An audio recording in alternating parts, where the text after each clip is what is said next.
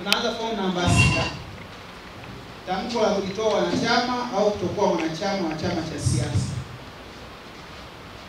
Kwa hiyo tunaanza pale. Mimi unataja jina lako afu tunaendelea.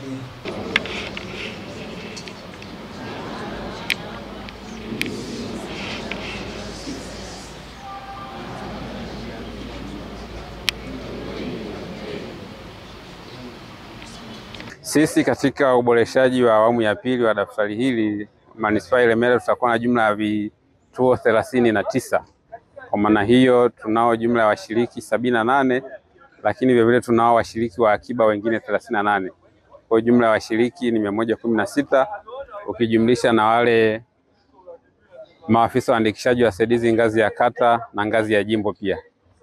Jimbo la Ilemela mkoani Mwanza limeendesha mafunzo maalum kwa waandishi wasaidizi na uendeshaji wa vifaa vya biometriki kwa ajili ya zoezi la uboreshaji wa daftari la kudumu la wapiga kura awamu ya pili ambalo linatarajiwa kuanzia Mei Mosi hadi Mei 7 mwaka huu.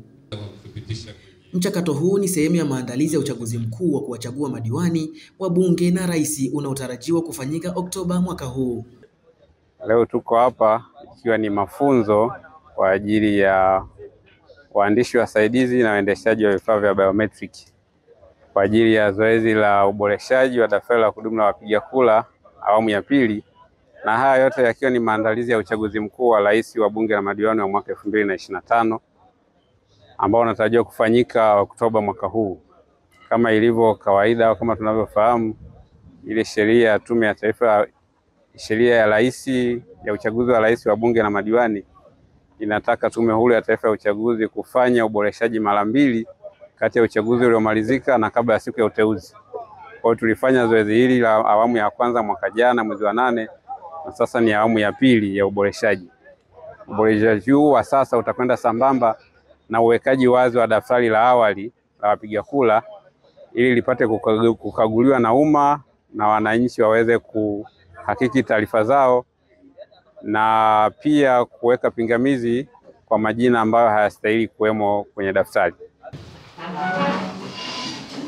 Kwa mujibu wa afisa mwandikishaji jimbo la Ilemela Umi Wayayu, amewataka washiriki kuzingatia mafunzo hayo ili kuendesha zoezi la uboreshaji wa daftari la kudumu la wapiga kura awamu ya pili pasi na shaka. Mafunzo haya yatahusisha namna ya ujazaji wa fomu pamoja na kutumia mfumo wa kuandikisha wapiga kura Voters Registration System VRS ili kuweza kupata uelewa wa pamoja utakaowapa fursa ya kutumia kwa ufasaha mfumo huu pamoja na vifaa vingine vya kuandikisha wapiga kura, ambapo najua kwa kuwa nimesema mliwahi kushiriki zoezi la kwanza, kwa hiyo kwa kipindi hiki itakuwa ni kuendeleza tu kujikumbusha, kwa sababu ni yale yale ambayo tuliyafanya kipindi kile kilichopita. Mafunzo haya yanawajengea umahiri na kuendeleza majukumu yenu mkiwa na uendeshaji wa vifaa vya biometric na waandishi wasaidizi ambao ndio mtahusika moja kwa moja na uandikishaji wa wapiga kura vituoni. Nimejulishwa kuwa ninyi nyote mlibahatika kushiriki katika uboreshaji wa daftari la kudumu la wapiga kura awamu iliyopita. Kwa kutumia uzoefu mlionao na mafunzo mtakayopatiwa, ninaamini mtafanya kazi zenu kwa weledi, bidii na moyo wa kujituma ili kufanikisha zoezi hili muhimu. Vile vile napenda kuwakumbusha kuwa uboreshaji wa daftari la kudumu la wapiga kura kwa awamu hii ya pili utakwenda sambamba na uwekaji wazi daftari la awali la wapiga kura ili wananchi wapate fursa ya kulikagua daftari hilo, kufanya marekebisho ya majina au mahali wanapoishi, kuingiza au kufuta majina ya wapiga kura na kuweka mapingamizi kwa mpiga kura aliyeandikishwa na hana sifa ya kuwemo kwenye daftari la kudumu la wapiga kura. Aidha, tambueni pia kuwa kama ilivyokuwa kwenye uboreshaji wa awamu ya kwanza, wakati wa uboreshaji wa daftari kwa awamu ya pili utahusisha pia mawakala wa vyama vya siasa ambao wataruhusiwa kuwepo katika vituo vya kuandikisha wapiga kura. Jambo hili ni muhimu kwani litasaidia kuleta uwazi katika zoezi zima, lakini pia mawakala wao watasaidia kutambua waombaji wa maeneo husika, hivyo kupunguza kutokea kwa vurugu zisizokuwa na za lazima. Ni afisa mwandikishaji.